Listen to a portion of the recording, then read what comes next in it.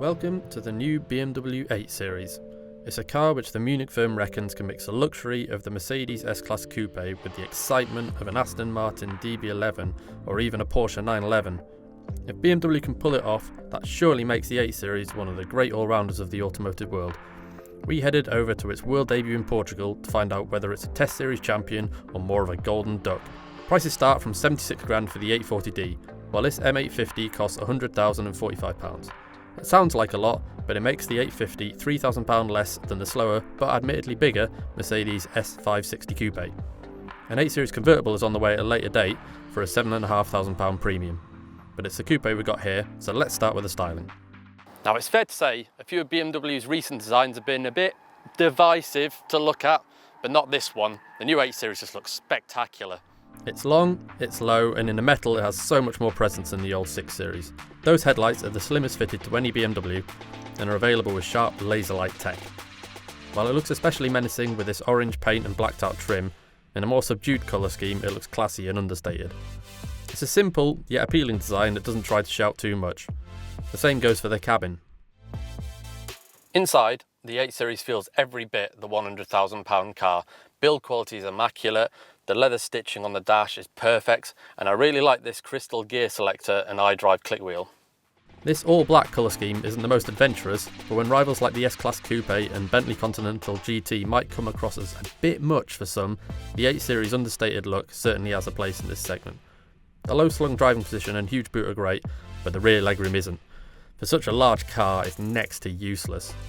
At least the front passengers can keep themselves entertained with the brand's latest infotainment setup, which is brilliant to use. Even the latest gesture control systems are slick enough that it's no longer a gimmick. Well, almost. But does the 8 Series live up to all this promise out on the road? Well, the 8 Series is certainly more of a big GT cruiser than it is an out-and-out sports car, but that doesn't mean that it can't go around corners pretty well.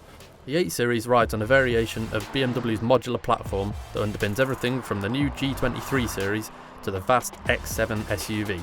It mixes steel, aluminium and carbon fibre in its construction to boost both rigidity and save weight. Still, the 8 Series weighs 1900 kilos, which makes the mix of agility and composure all the more remarkable. Switch the adaptive dampers into sport mode and the suspension, steering and throttle response noticeably tense up around you, and the extra precision it brings gives you huge confidence to push on for such a large, powerful coupe.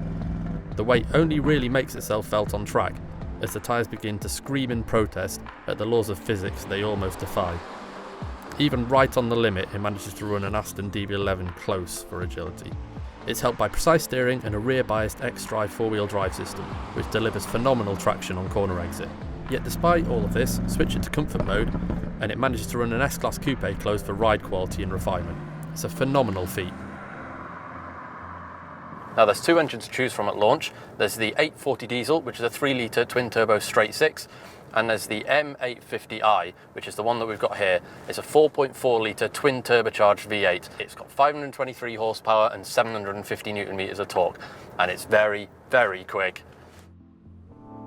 Thanks to launch control, the M850i takes just 3.7 seconds to accelerate from 0 to 62 miles an hour, and top speed is limited to 155. Make the most of that throttle pedal, and it makes a thunderous noise too. Both petrol and diesel 8 Series are matched with a wonderful automatic gearbox. The 8-speed ZF unit shifts smoothly whether you want to take over or leave it to its own devices. It just always seems to be in the right gear at the right time. There are mildly sharper systems when you're pressing on, but overall it's just uncanny how good it is. And that pretty much sums up the 8 Series as a whole. Here's a car which can both thunder across a continent in supreme comfort, yet can cope admirably on a track day once you arrive. BMW has set out to create a perfect all-rounder, and it runs its plushest rivals as close for ultimate luxury as it gets to its sportiest rivals for fun. There might be big coupes that can do specific tasks better, but as compromises go, the 8 Series is pretty special.